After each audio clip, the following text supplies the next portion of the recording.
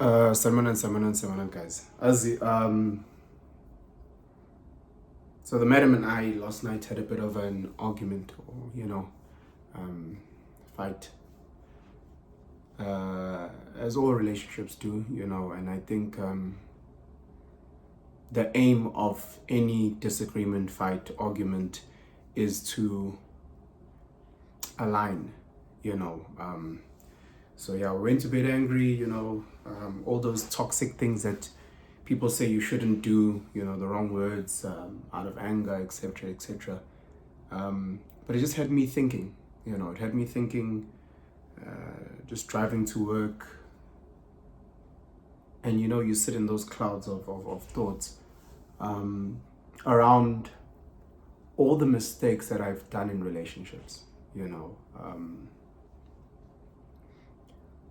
all the mistakes that I'm seemingly continuing doing in relationships, like it's so crazy. So normally I just try and look at the camera and just go, but I think my mind is so foggy that I just try to just jot things down so that I can try and just articulate it better, and hopefully this may help some of you guys.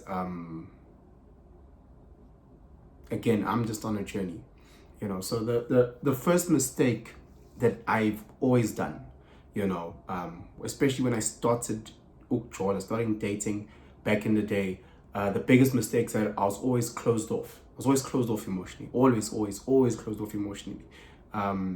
We can blame everyone, blame childhood trauma, etc., etc. But I was never one of the people that were open and spoke about my insecurities. I'd act like I wasn't jealous. I'd act like, I'd always just be to myself and never truly vulnerable, within that relationship. And as I've gotten older, especially now and where I'm at in my life, understanding that true intimacy comes with being vulnerable with your partner. And I've never had that, so it's just one of those things. If you are one of those guys, you start realizing what's in. Let me give you an example. So I had a pit bull, John Gotti. Shout out John Gotti, RIP to my pit bull. And one of the things that I learned with having this pit bull is that you could be strong, powerful, but at the same time be open in your love. My dog, huge dog, muscular dog, when was with me was just an absolute puppy. He wants you to hold him and cuddle him and love him, but he was still a pit bull, and he never lost that. So the way that we grew up, men had to present a certain energy to the world, to the family, and we never got to see our fathers or our grandfathers becoming vulnerable. Maybe it wasn't our place to see, but the reality is that when you're young and that's what you have in your mind, that's how you approach relationships. So I was never confident enough to talk about my weaknesses, about my challenges, about my insecurities. I'd pretend like those things don't exist, and I'd only push a certain narrative, or I only push a certain agenda within the relationship. And that really did screw me up, and it links to point number two.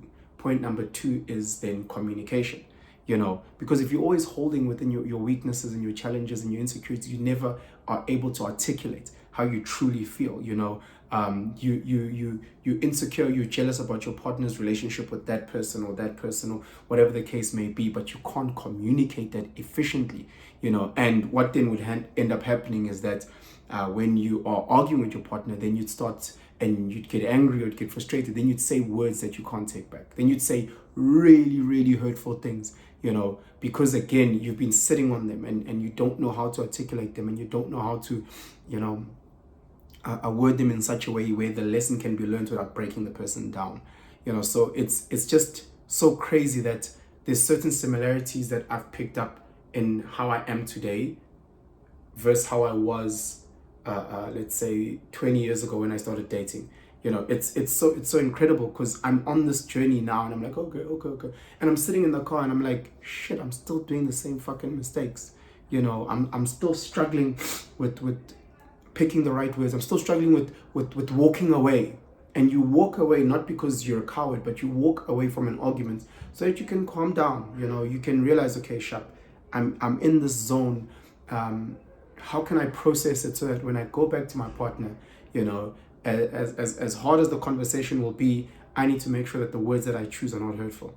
So that's a big one. For me, in the past, I would always just lie. You either lie to not hurt the person, or you lie mostly for me to protect my own life and the shit decisions that I was doing. I'd omit, knowing full well, Guti, I was chatting to that girl or chatting to that girl, but I pretend like it doesn't exist.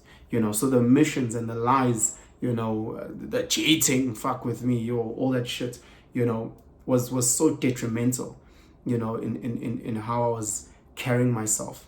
But it's crazy how certain things constantly creep up, and you're like, surely I've outgrown it. Surely I've moved on. Surely I must guarantee, nah, fam. Nah, the devil is real. He's there trying to have you trip over the same stones constantly. But it's crazy. It's absolutely crazy. So my first mistake I did was being closed off. My second mistake was my communication, or lack thereof, in terms of efficient communication. Here's another one. In the past, I never did my due diligence. What does that mean? I think in today's terms, people say ignoring the red flags, whatever the case may be. It might not just be red flags, but it's also just we don't match with everyone, and sometimes there's a mismatch, and you might see a person that you like, and you might like one aspect about them. Maybe as males we tend to just like the physical attributes that they have, or females, you maybe think that he's so funny, or maybe he's got cash. I don't know what the case may be, but the actual essence of you two coming together into a relationship is a huge mismatch. And I never did my due diligence. I never sat down and tried to find out what journey is this person on. I never really like sat down with myself and said, okay, sharp, this person, let's treat them like a car. You want to buy this car, however, you know nothing about it. You don't know about its service history. You don't know about its mileage. You don't know about its past ownership. Nothing. This goes for males and females, by the way. I'm not trying to shame anyone. If you're a female and you want to get into a relationship with a guy, buy this car. If you don't know the car's history, why are you purchasing this car? I always had that thing, would you like, no, it's okay, what I see the outside, and the engine sounds right. No. Maybe this car was owned by your brother. Maybe this car was once green and now is blue. There's so many things within a person's relationship or a person's history that is so vital, for you to accept, like their past traumas. It's such a huge one. Their relationship history is such a huge thing, because we all carry these past traumas and our mistakes into our new relationship. It's not like, oh my God, we're born again, and then you take it into that new. No, we carry those traumas. If you're in an abusive relationship, if you're in past relationships where your girlfriend's cheated on you excessively, you're going to take those traumas and insecurities into your next relationship. It's just an absolute fact. So again, if you don't do your due diligence and trying to find out truly at the core, who is this person? Again, you won't know everything, but the core of who they are, like, do your due diligence, instead of coming through with my fucking thing of, nah, I'll figure it out as we go along. That's dangerous, guys. So that's the third point for me, not to do my due diligence and finding out who is this person, their core fundamentals, their past, does it align with who I am and where I'd like to go. Fourth point is me trying to fix them. Like, geez, guys, I'm this just speaks to just my ego and my arrogance. This is Pens and I know everything. So a person comes through, whatever this car is, realizing it. Again, I didn't do my due diligence. Now the car is falling apart. No, I can fix it. Don't you worry. Like, don't you worry. I can fix the clutch. I can fix the gear. I can fix. You can drive a like, and your arrogance or your excitement because of how she looked or whatever the case is made you overlook certain things. And then when you do find out about her past, that comes out later, you're so incredibly judgmental. You're so like this car was in an accident and now you're mad. And then you constantly live in that past of Wuti, this car was in an accident 3 years before you bought it. And now you live, oh my God, you get stuck in that, Whereas again, going to point number 4, if I'd done my due diligence, I could have made a decision early. Hey, I don't know if I want to buy this car because it was in an accident, whatever the case may be.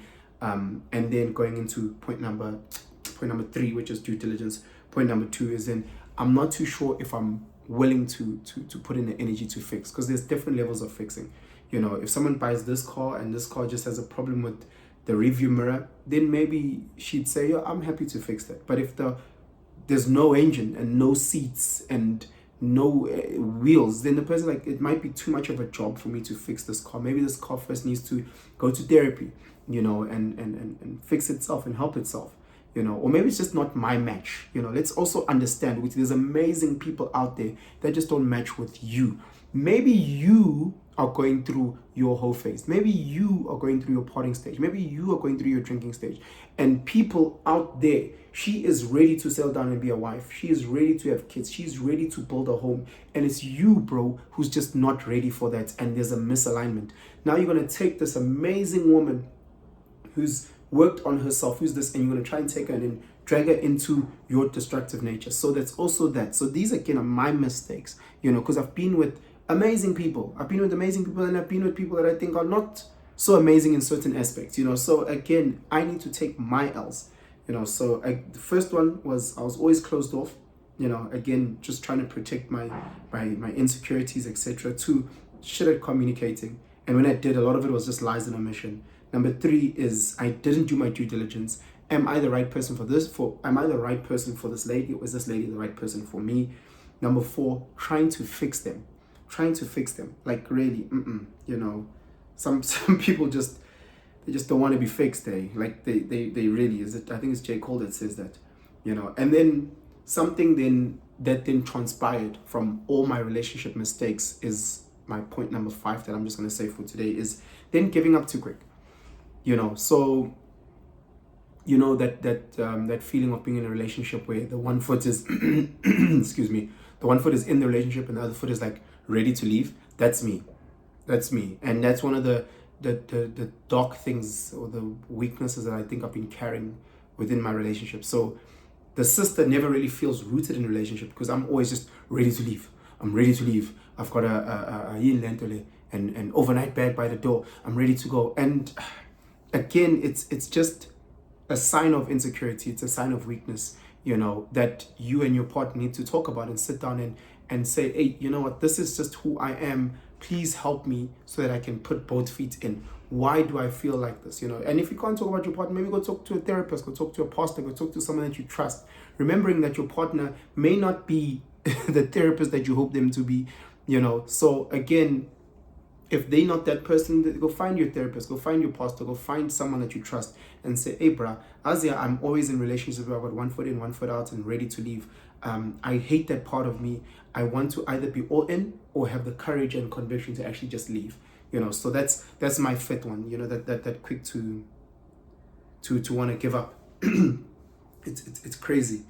Let me go back to the 5 points. Point number 1, closed off. Number 2, communication. Number 3, I don't do my due diligence.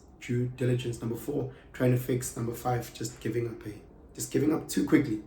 There's a time to call it, there's time not. For me, I'm always got that giving up in my back pocket, and it's such a toxic trait.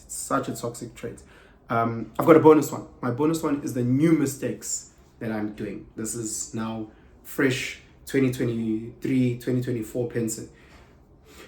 Now that I'm on this journey, now that I'm growing within myself and I've ironed out so many of my own flaws, and I'm a person now who works my ass off to not lie. I'm this person that is trying to be as authentic as I can. I'm this person who my thoughts and my words and my actions are trying to align as best as I can. Now that I'm on this journey, I expect everybody around me to be on this journey. Oh my gosh. My new mistake is putting so much pressure on those around me. Oh my, hey, I expect you to just be perfect. Now, me having failed and have 1,000 mistakes, coming in and expecting this person to be perfect, well, at least perfect overnight. If you don't come perfect, then you have 24 hours to get to be perfect, and that's a new mistake that I have, so I need you to also be a gym person. I need you to read all the philosophers that I read and mentally be at this point. And what's your opinion about Israel? What's your opinion about Ukraine? What's your opinion about what's currently happening in Congo? I need to know if this person knows what's happening in the economy. And nah, fam. And I put a crazy amount of pressure in my relationship, and I put a crazy amount of pressure in my friends. I put a crazy amount of pressure just those around me, and those are the new mistakes that I do. It's my journey. It's great if I have people that are on this journey with me, but they won't always be on this journey in every aspect. Maybe I just have a guy who is a gym friend, and it's got to be together, but when it comes to matters around politics, he's just not interested. When it comes to matters around spiritual and morality, he's just not interested. He's happy being a manhole, so I need to be understanding in that. In a relationship, would say I'm maybe with a person who is ahead of me from a spiritual and moral point while I'm behind, and that's okay, because I'm growing, and there's certain things where I might be ahead of them, maybe financially, while they are growing in their own challenges. And stop putting this unrealistic, amount of pressure on Aussies. But yeah, guys, this is just a video about me being vulnerable, being honest, talking about my 5 mistakes that I'm doing. I can do 1,000 mistakes. Lord knows that I can do a video about the 1,000 mistakes that I have done in relationships, and the 1,000 mistakes that I'm probably doing. My blind spots, understanding with it. There's also mistakes that I'm doing that I'm not even aware of. The mistakes that I deny. Oh, I don't do this. Oh, I don't do this. Lapo, everybody around me can see. But I'm busy fighting. No, not me. Never me. So I hope people who are watching this can be kind in their comments. I am a work in progress. Please be kind in your comments, even when you are disagreeing with me. It's okay. It's okay to disagree. I appreciate how people view life differently to me. I appreciate people disagreeing, but just, again, let's do it in a respectful manner. Comment as much as you can. If I taught or I shared one thing that one person can take, I'm humbled by that. Please share this video far and wide. Subscribe if you have not yet subscribed. Hit that notification bell. Have yourselves a blessed day. Shalom.